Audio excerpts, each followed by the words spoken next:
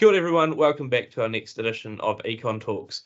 Gareth, we've seen more data out about the real estate market in recent times, sort of suggesting that we haven't really gotten over that post-election slump in activity.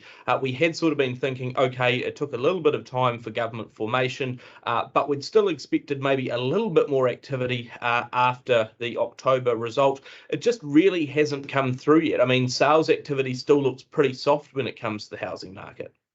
Yeah, that's right. I mean, data for January showed another drop of 9% in monthly sales from December. And like you say, October, November, December sales had been pretty steady at a lower level than they had been in the lead up to the election. You know, we saw a momentum building in sales through the first half of 2023, but that has largely fallen out of the numbers now. And sales activity back in January was at its lowest since March last year. So there is a sort of extended weakness there. And I think we're getting to the point where it's a bit hard to blame it on the election and post-election uncertainty. Looks to me like, again, those sort of higher mortgage rates or remaining at higher levels is continuing to weigh on the housing market.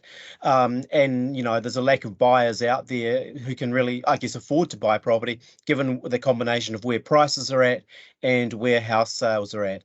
Now, that weakness in sales that we've seen has also been reflected in the sort of average length of time for property on the market, which is just continuing to edge up as well. And at the same time, there's been a growing stock of listings or properties available to purchase, just suggesting, take those sort of three indicators together, everything is a bit soft in the housing market at the moment, despite the fact that, of course, net migration and therefore theoretically demand for housing is sort of should be at record high levels.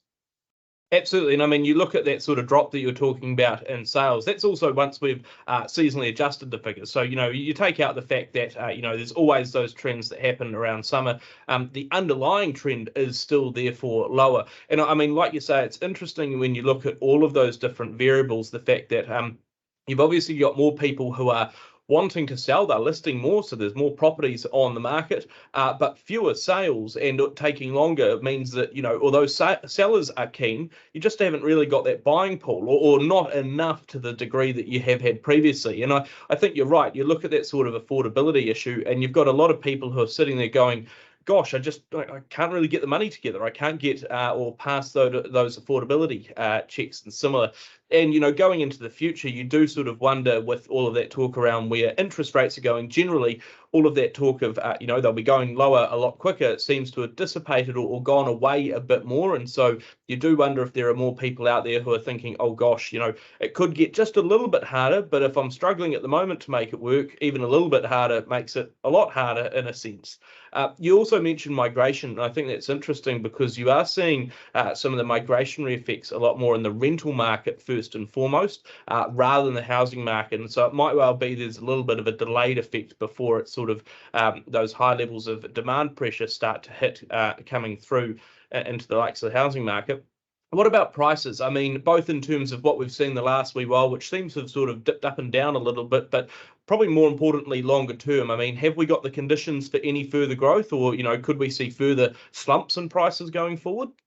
Yeah, look, house prices through the second half of 2023 were definitely heading upwards. You know, the slump that we'd seen over the previous 18 months had started to turn around. Now, in December, we saw prices just dip away a little bit over that month, but they have rebounded and made up most of that loss in January. So there is a little bit of upward momentum there in prices. But I think the key for me is the softness in all those other indicators does suggest to me that that will flow through into slower house price growth. And sort of, you know, if there are going to be gains through 2024 in terms of house prices rising, my expectation is still that they will be relatively limited, partly because of that lack of momentum in terms of buyers coming into the market, and partly because of the affordability constraints dictated around where house prices are already at in terms of their level, in combination with the high interest rates that are still probably going to prevail throughout much of this year, certainly much higher, of course, than we had through the pandemic. I was interested also to note through the course of this week that one of the major banks has significantly revised down its expectations of house price rises compared to what they had previously. They've also revised up their interest rate forecast, so those two things maybe sort of paired together. But it does just make me a little more comfortable with our forecast. We've said, well, maybe 4 to 5% house price increases through 2024 rather than the double digits that some banks are predicting out through the end of this year, and to persist through 2025 and into 2026 as well. So yeah, I still continue to look at that and go, I just don't see the scope for people to pay another 10, 15, 20% for property, given where interest rates are and given the sort of other broader cost of living pressures that we've had hitting household budgets, limiting their ability to save as well.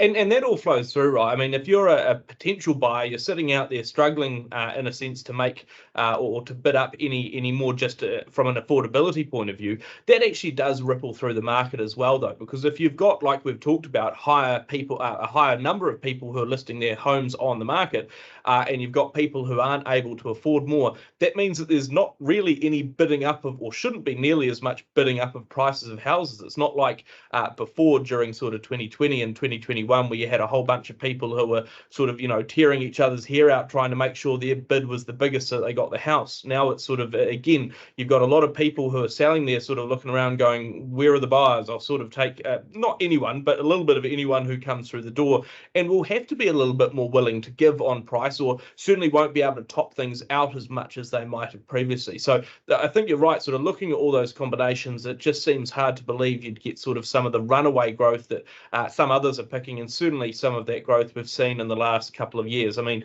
4 to 5% really is getting you back to what might be sort of a post-pandemic, sort of post up and down housing market boom normal, in a sense. I think we'll continue to assess where all of those things in the housing market goes, plus what that means for the likes of interest rates, and of course what interest rates does itself to the housing market, on one of our future editions of Econ Talks.